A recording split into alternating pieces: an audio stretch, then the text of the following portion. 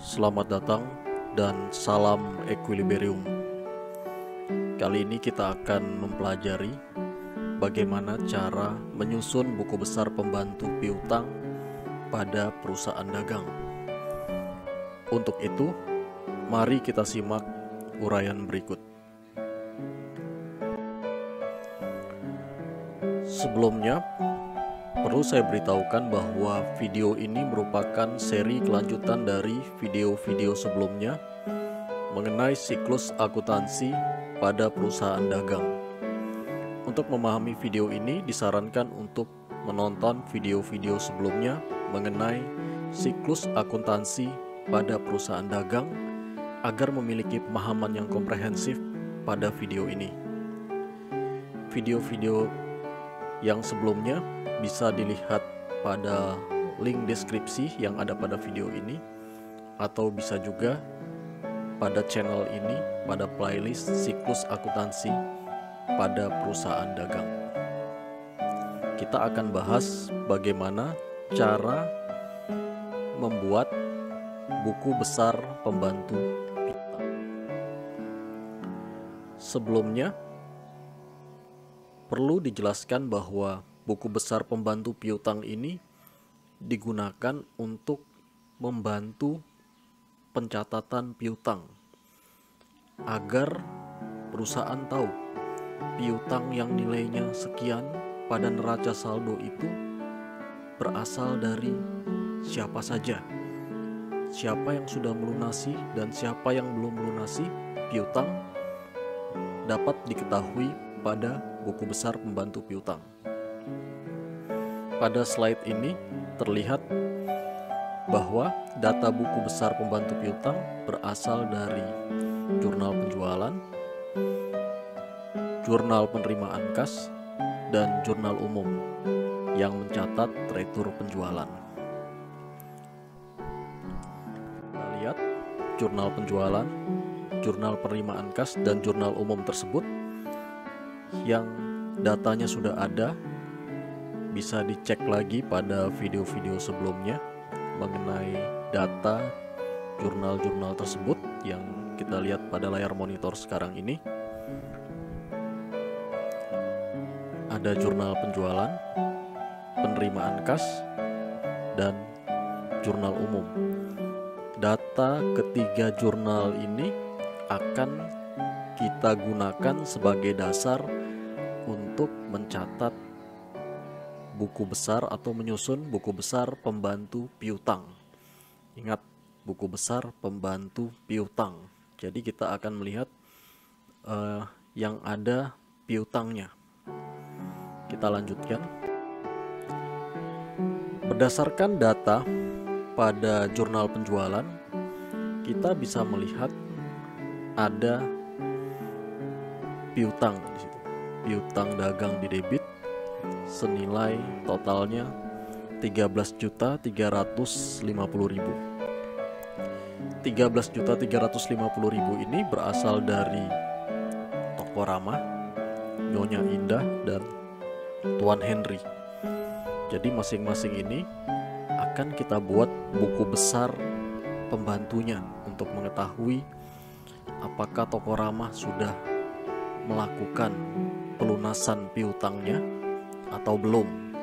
Kita bisa lihat di buku besar pembantu piutang yang akan kita susun.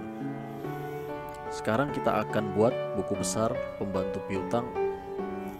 Yang pertama, kita lihat Toko Rama.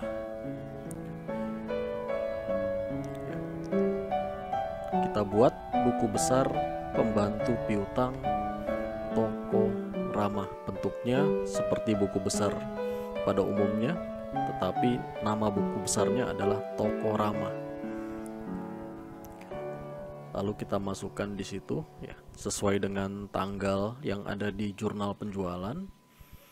Kemudian nilainya 5.850.000 di debit, sehingga saldonya juga 5.850.000 di sisi debit. Kita sudah punya buku besar Toko Rama ya, buku besar pembantu piutang Toko Rama. yang datanya kita ambil dari jurnal penjualan. Lalu yang berikutnya kita lihat pada jurnal penjualan di bawah itu ada Nyonya Indah. Kita buat lagi buku besarnya. Kemudian kita isi data-data, tanggal, keterangan, debitnya 3.500.000 sesuai dengan data yang ada di jurnal penjualan. Saldonya juga 3.500.000 sesuai dengan data yang ada pada jurnal penjualan. Lalu selanjutnya ada Tuan Henry. Maka kita buat buku besar pembantu piutang Tuan Henry. Kita tuliskan tanggalnya, keterangannya, dan kita isi nilainya sesuai dengan data yang ada pada jurnal penjualan.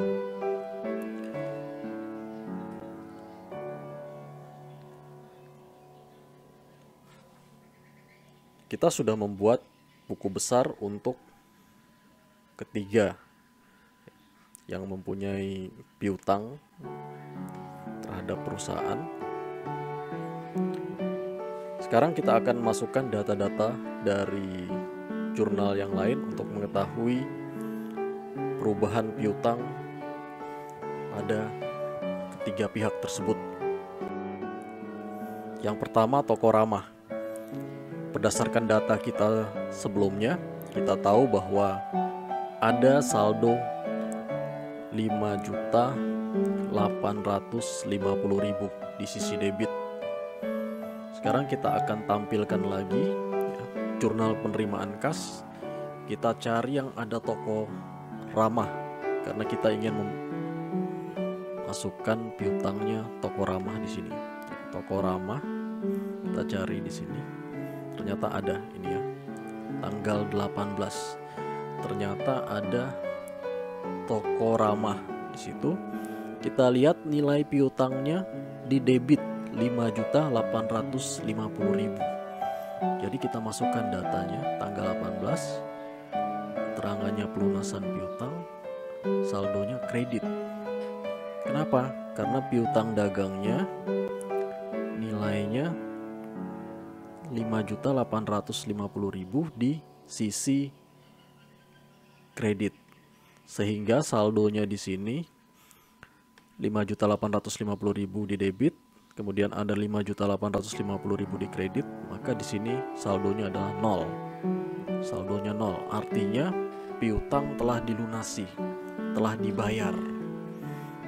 Dan kita sudah menerima pelunasan piutang dari Toko Ramah.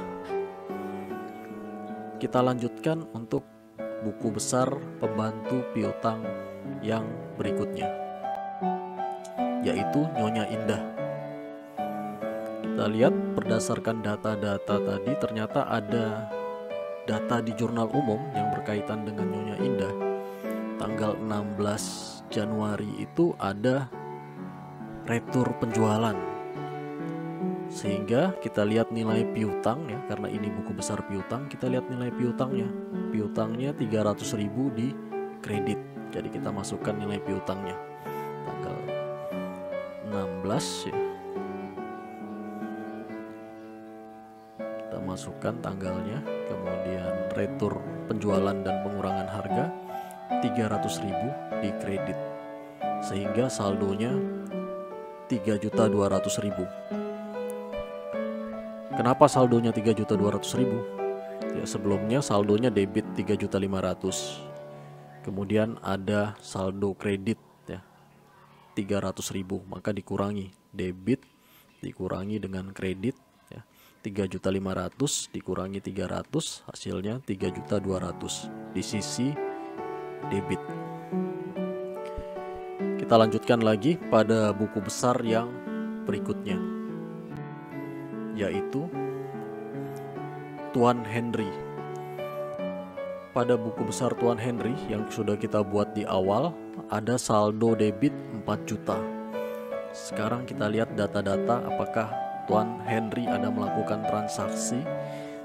Kita cari pada jurnal penerimaan kas.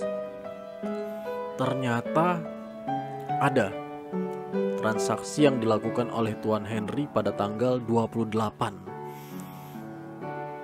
Di situ kita lihat ya, kita tulis 2 tanggal. Ternyata piutang dagangnya dikredit senilai 4 juta. Sehingga saldonya 0.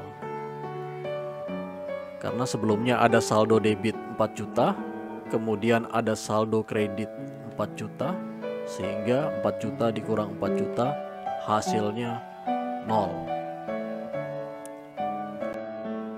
Setelah kita menyusun ketiga buku besar pembantu piutang tadi, kita bisa mengetahui saldo piutang dagang berdasarkan data-data tadi yang sudah kita susun dari buku besar pembantu piutang. Kita tampilkan lagi satu persatu datanya. Yang pertama toko ramah. Kita lihat ya, kita tulis dulu toko ramah. Kita lihat di situ saldonya 0. Berarti ya kita tulis aja di situ 0. Toko ramah sudah tidak perlu membayar kepada kita. Dia sudah tidak punya utang kepada kita. Sudah lunas utangnya sama kita. Kita tampilkan lagi buku besar yang selanjutnya, yaitu Nyonya Indah. Kita tulis dulu datanya. Kemudian kita lihat ada saldo debit 3.200.000. Jadi kita masukkan jumlahnya 3.200.000. Lalu berikutnya kita tampilkan lagi ada buku besar pembantu piutang Tuan Henry. Kita lihat ya, kita tulis dulu nomor, kemudian namanya Tuan Henry. Kita lihat data saldonya ternyata 0. Jadi kita masukkan juga 0. Kalau semuanya sudah kita rekap ya, di neraca saldo piutang dagang, tinggal kita jumlahkan. Jadi kita garis bawah dulu, baru kita jumlahkan, yaitu 3.200.000 rupiah. Demikian pembahasan mengenai bagaimana cara membuat buku besar pembantu piutang. Semoga bermanfaat. Terima kasih atas perhatiannya. Salam keseimbangan.